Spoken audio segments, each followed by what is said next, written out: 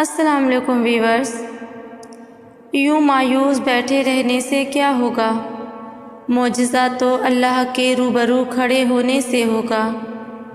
یقین کا دعویٰ کرتے ہو تو یقین رکھو بھی، یہ سوچ کر کیوں گھبراتے ہو کہ آگے کیا ہوگا؟ جانتے ہو کیوں یہ بے چینی تمہیں ستاتی ہے؟ تم جلد باز ہو، تمہاری جلد بازی تمہیں تھکاتی ہے۔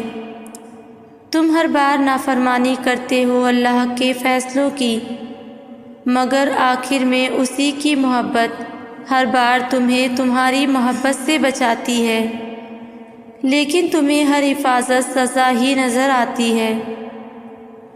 تم دیکھتے نہیں پر زندگی تمہیں ہر ایک کی حقیقت دکھاتی ہے۔ کافی کر کے دیکھو اللہ کو، پھر تمہیں کچھ بھی نہ چاہیے ہوگا۔ اس کی چاہ کو چاہو پھر وہی ملے گا جو تم نے چاہا ہوگا۔ تم راضی رکھو اسے پھر وہی ہوگا جس پر تمہارا دل راضی ہوگا۔ اللہ خود پر کوئی احسان نہیں رکھتا۔ اگر آپ نے اس کے لیے کوئی چیز چھوڑی ہے تو وہ آپ کو اس سے بہتر شے سے نواز دے گا۔ انسان کی خواہشات سے اللہ کو دلچسپی نہیں ہے، وہ اس کی تقدیر اپنی مرضی سے بناتا ہے۔ اسے کیا ملنا ہے اور کیا نہیں ملنا، اس کا فیصلہ وہ خود کرتا ہے۔ جو چیز آپ کو ملنا ہے، آپ اس کی خواہش کریں یا نہ کریں، وہ آپ ہی کی ہے، وہ کسی دوسرے کے پاس نہیں جائے گی۔ مگر جو چیز آپ کو نہیں ملنا ہے، وہ کسی کے پاس بھی چلی جائے گی، مگر آپ کے پاس نہیں آئے گی۔ انسان کا مسئلہ ہے کہ وہ جانے والی چیز کے ملال میں مبتلا رہتا ہے اور آنے والی چیز کی خوشی اسے مسرور نہیں کرتی۔ اللہ بندے کو تب اکیلا کرتا ہے جب وہ چاہتا ہے کہ پیچھے بس وہ اور اس کا بندہ رہ جائے، اور میں یہ سوچتی ہوں کہ یہ کیسا خوش نصیب بندہ ہے جسے اتنا بڑا رب بس اپنے لیے چاہتا ہے۔ وہ سمجھتا ہے میرا کوئی بھی نہیں ہے، مجھ سے کسی کو محبت نہیں، کوئی میری پرواہ نہیں کرتا، لیکن دراصل اس کی پرواہ وہ کرتا ہے جو ہر چیز سے بے پرواہ ہے۔ کتنی خوبصورت تنہائی ہے جو ایک نافرمان کو اتنے بڑے بادشاہ کے قرب کا موقع دیتی ہے، اور کیسا بد نصیب ہے وہ انسان جو پھر بھی انسانوں کی فکر کرتا ہے۔ ہر انسان یہ سوچتا ہے کہ میرا دکھ زیادہ ہے، میں سب سے زیادہ رویا ہوں، میرے ساتھ زیادہ غلط ہوا ہے۔ یہ سچ ہے کہ ہر انسان کا دکھ ایک جیسا نہیں ہوتا، ہر انسان کا تعلق اللہ سے مختلف ہے۔ کوئی اللہ کے لیے روتا ہے اور کوئی اللہ کے سامنے کسی اور کے لیے روتا ہے۔ جو اللہ کے لیے روتا ہے اسے تو اللہ مل جاتا ہے، لیکن جو کسی کو مانگنے کے لیے روتے ہیں اللہ وہ بھی عطا کر دیتا ہے، لیکن آخر میں ہونا وہی ہوتا ہے جو میرا اللہ چاہتا ہے۔ دلوں کے حال اللہ بہتر جانتا ہے، اور تقدیروں کے کھیل بھی اسی کے ہاتھ میں ہیں۔ تو پھر کیوں مطمئن نہیں، کیوں سوچوں میں گھرے ہوئے ہو، کیوں اس کی بادشاہت پر یقین نہیں، کیوں اس کے فیصلوں پر راضی نہیں؟ جب اللہ جانتا ہے کس وقت کیا بہتر ہے، پھر دل میں وسوسوں کا سوال ہی پیدا نہیں ہونا چاہیے۔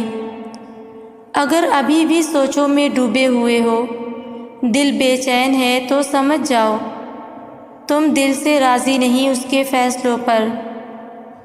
صرف زبان سے کہہ دینا توکل نہیں ہوتا، بلکہ زبان کے اقرار سے پہلے دل سے راضی ہونا توکل ہوتا ہے۔ ہم کہتے ہیں کہ اللہ تو ہم سے 70 ماؤں سے زیادہ پیار کرتا ہے نا، تو وہ ہمیں آزمائش میں کیوں ڈالتا ہے؟ ہم کہتے ہیں کہ اللہ تو جانتا ہے کہ ہمیں کسی چیز کی خواہش ہے، تو انتظار ہی کیوں کرواتا ہے؟ بن مانگے کیوں نہیں عطا کرتا؟ ارے ذرا یہ سوچو، کہ اگر یہ معمولی سی آزمائش نہیں بھی آتی تو اللہ سے کیسے جڑ پاتے آپ؟ اگر دعا نہیں ہوتی تو اللہ سے ہم کلام کیسے ہو پاتے؟ اللہ پاک مختلف ذریعوں سے آزماتے ہیں، کبھی لے کر تو کبھی دے کر، لیکن یاد رکھیے گا آزماتے انہیں ہی ہیں جنہیں اپنے قرب سے نوازنا ہوتا ہے۔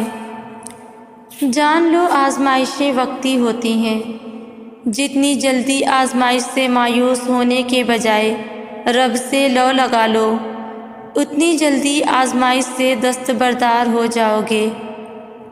ایک بات ہمیشہ یاد رکھو، ہزاروں مسائل کا ایک حل وہ ہے توکل۔ جہاں توکل ہو نا وہاں شکوے نہیں ہوتے، جہاں توکل ہو وہاں دل کبھی بے سکون نہیں ہوتا۔ اگر پھر بھی لگتا ہے کہ ہمت باقی نہیں تو جان لو وقت آزمائش اب ختم ہونے کو ہے۔ آزمائش ایک طرح سے آپ کو مضبوط کرنے کے لیے بھی آتی ہے، جو کہ بہت ضروری ہوتا ہے۔ اللہ جانتا ہے کہ بہت کمزور ہو آپ، اس لیے انہی چیزوں کے ذریعے آزماتا ہے جو آپ کی من پسند ہوتی ہے، اور یقین کرو اسی آزمائش سے آپ اتنے مضبوط ہو جاتے ہیں کہ کوئی آپ کو کچھ بھی بول دے آپ کو فرق نہیں پڑتا، کیونکہ آپ خود بھی مضبوط ہو جاتے ہو اور اللہ سے آپ کا رشتہ بھی مزید مضبوط ہو جاتا ہے۔ پھر آپ سب کچھ اللہ پر چھوڑ کر بے فکر ہو جاتے ہو۔ اللہ تعالیٰ قرآن میں فرماتے ہیں کہ میں کسی بھی جان کو اس کی طاقت سے زیادہ نہیں آزماتا ہوں، تو کیسے ممکن ہے کہ تمہاری آزمائش ختم نہیں ہو سکتی؟ اگر ایک آزمائش کے بعد دوسری آزمائش آ رہی ہے تو جان لو اللہ تمہیں مزید اپنے قریب کرنا چاہتا ہے، تمہیں اپنی محبت سے نوازنا چاہتا ہے۔ وہ جب تک آزمائے گا جب تک مکمل تم اس کی محبت سے سرخرو نہیں ہو جاتے۔ تنہائی اللہ کے قریب کرتی ہے، لوگوں کے چھوڑ جانے سے گھبرایا نہ کرو۔ جب ساتھ کوئی نہ ہو تو دل خود ہی اللہ کی طرف رجوع کرنے لگتا ہے۔ ہم خود ہی اپنی باتیں اللہ سے شیئر کرنے لگتے ہیں۔ وہ آنسو جو دن بھر روک کر رکھتے ہیں، رات کو اللہ کو اپنی کہانی سناتے وقت خود ہی بہنے لگتے ہیں۔ اس لیے خود کو تنہا محسوس مت کیا کرو، اللہ ہے نا، وہی تمہاری تنہائی کا سکون ہے۔ انسان کا سب سے بہترین دوست اللہ ہے، جو مشکل ہو یا آسانی، رات ہو یا دن، کبھی بھی کہیں بھی کسی بھی حال میں اکیلا نہیں چھوڑتا۔ روٹھتا ہے تو بہت جلدی مان بھی جاتا ہے، کبھی رسوا نہیں کرتا، ہمیشہ ساتھ رہتا ہے، ہمیشہ ساتھ دیتا ہے۔ اور اللہ سے دوستی کے بعد پھر ایک وقت آتا ہے جب آپ کو تنہائی سے ڈر نہیں لگتا، اکیلے رہنا برا نہیں لگتا، آنکھوں میں لوگوں کی وجہ سے آنسو نہیں گرتے، ہونٹوں پہ ہر وقت مسکراہٹ رہتی ہے، ہم سے کوئی بات کرے یا نہ کرے دل مطمئن رہتا ہے۔ جب کسی سے آپ کا کچھ ٹوٹ جاتا ہے تو اس کو آپ کس سے ٹھیک کرواتے ہو؟ جو توڑتا ہے یا جس نے اس کو بنایا؟ ایسے ہی جب آپ کا دل کوئی توڑتا ہے یا آپ کو کوئی توڑتا ہے تو اس کے پاس کیوں جاتے ہو جس نے توڑا ہے؟ وہ ٹھیک نہیں کر سکتا۔ دل بنانے والا اللہ ہے، اس کے پاس جاؤ سب ٹھیک کر دے گا، سارے زخم ایسے بھر دے گا جیسے کبھی تھے ہی نہیں، دل ایسے جوڑ دے گا جیسے کبھی ٹوٹا ہی نہیں۔ اور پھر جب اللہ سے جڑ جاؤ گے تو دل کبھی ٹوٹے گا ہی نہیں۔ مشکل حالات میں اگر ہمت ہار کر مایوس ہو جاؤ گے تو پھر اللہ تمہیں تمہارے حال پر چھوڑ دے گا۔ لیکن مشکل حالات میں اگر اللہ کی حکمت پر یقین رکھ کر صبر کرو گے اور دعا مانگو گے تو وہ رحمان اپنی رحمت سے تمہیں تھام لے گا اور سمیٹ دے گا۔ پھر جلد ہی تمہارے سارے شکوے اور پریشانیاں شکر میں بدل جائیں گی، کیونکہ جب وہ تھام لیتا ہے تو کوئی گرا نہیں سکتا، اور جب وہ سمیٹ دیتا ہے تو کوئی بکھیر نہیں سکتا۔